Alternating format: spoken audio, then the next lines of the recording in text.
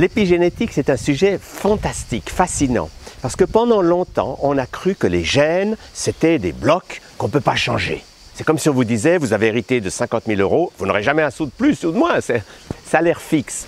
Or, en fait, ce qui est passionnant, c'est qu'on a découvert cette espèce de fluidité, de mobilité. Un être humain n'est pas un bloc avec des gènes qui ne changent pas. Un être humain est tout le temps en train de se recomposer, de se refaçonner, de se redécouvrir, de se réinventer. Et ça, c'est passionnant.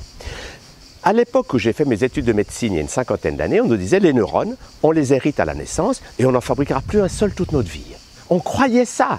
Donc si on avait un déficient en neurones, eh bien, c'était comme ça, on ne pouvait rien faire. Et puis peu à peu, la science a avancé et on a vu qu'en fait, les neurones, nous en fabriquons à longueur d'année. Nous fabriquons des neurones comme on fabrique un muscle quand on l'utilise. Nous fabriquons des neurones quand nous en avons besoin. Si nous avons envie de réfléchir, de penser, nous fabriquons des nouveaux neurones. Donc ça a fait exploser un carcan dans lequel le matérialisme avait enfermé la médecine, qui était que les neurones, c'est acquis, il n'y en aura jamais de nouveau. En fait, l'épigénétique, c'est pareil. C'est la compréhension que nos gènes, nous n'arrêtons pas de les transformer minute par minute en fonction de nos émotions, de nos pensées. Et en fonction des personnages qui s'expriment à travers nous. Si je suis dans mon enfant, je m'amuse, la vie est belle, je vais fabriquer ce qu'il faut dans mes cellules et dans mes gènes pour que je puisse jouer, pour que la vie soit agréable. Si je me mets dans un autre personnage, si je me mets dans l'enseignant un peu triste, frustré, qui trouve que personne ne l'écoute, ce personnage-là va fabriquer une autre réalité biologique et génétique. C'est fantastique de comprendre ça parce que ça nous donne un espace de créativité. Ça veut dire que nous ne sommes pas soumis à des gènes ou à des forces extérieures. Je ne peux rien faire, je suis malade, j'ai la sclérose en plaques ou j'ai le cancer, qu'est-ce que vous voulez, c'est comme ça, je ne peux que souffrir. Non, ça nous redonne le pouvoir, je suis un créateur. Qui suis-je? En fait, je ne suis pas ce corps de matière. Je suis le corps de lumière qui a fabriqué un corps mental, un corps émotionnel et un corps physique. Donc, quand je me relie à mon corps de lumière, je vais pouvoir, à partir de cette énergie fantastique, divine, je vais pouvoir, si je laisse la lumière couler, régénérer mon corps physique, le transformer, le modeler. Je suis à la fois le bloc de glaise, mais je suis le sculpteur. Et s'il y a quelque chose qui ne me plaît pas, j'ai la capacité de le modifier. Je me rappelle d'un exemple d'une jeune femme que j'ai connue il y a une quarantaine d'années et qui avait une maladie génétique grave, une myopathie. Elle avait 17 ans et dans sa famille, tout le monde mourait à 20 ans. Elle me dit, est-ce que vous croyez que je peux me guérir? Alors je lui dis, c'est pas moi qui peux vous guérir, mais vous pouvez le faire. Je peux vous dire comment les gens qui guérissent font, parce que c'est ça, moi, qui m'intéresse depuis un demi-siècle. C'est comment ceux qui guérissent font. Alors je lui ai dit, il y a des gens qui sont guéris de maladies génétiques. Ce qu'il faut, c'est changer vos gènes.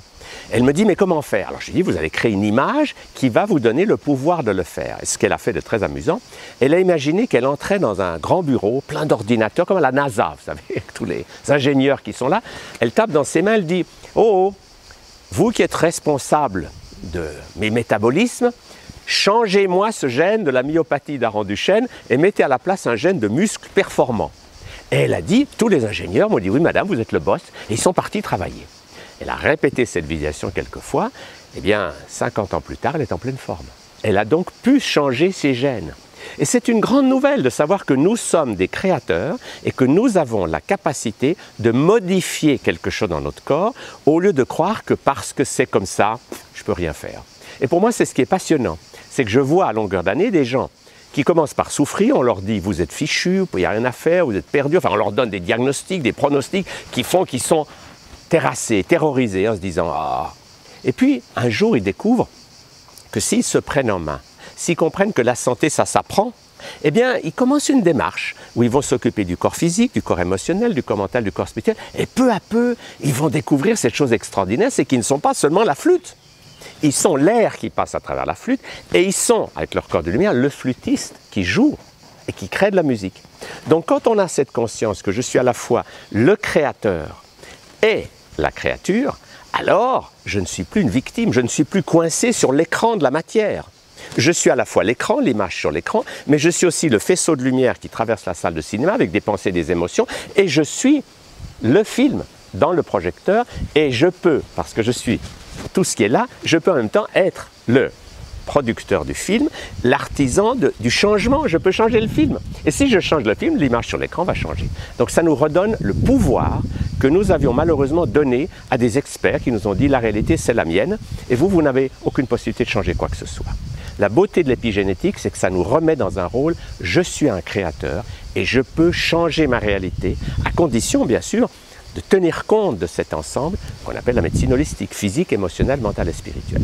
Mais c'est passionnant de voir qu'aujourd'hui la science rejoint ce que les sagesses millénaires nous disaient, nous ne sommes pas des pauvres pécheurs incapables par nous-mêmes de faire le bien, comme les religions nous ont fait croire, pauvres victimes qui ne peuvent que souffrir et qui n'ont aucune chance de s'en sortir. Nous sommes des créateurs extraordinaires et nous pouvons apprendre à utiliser cette force créatrice, non seulement pour régénérer notre corps physique, mais pour faire naître une société bien heureuse tout autour de nous.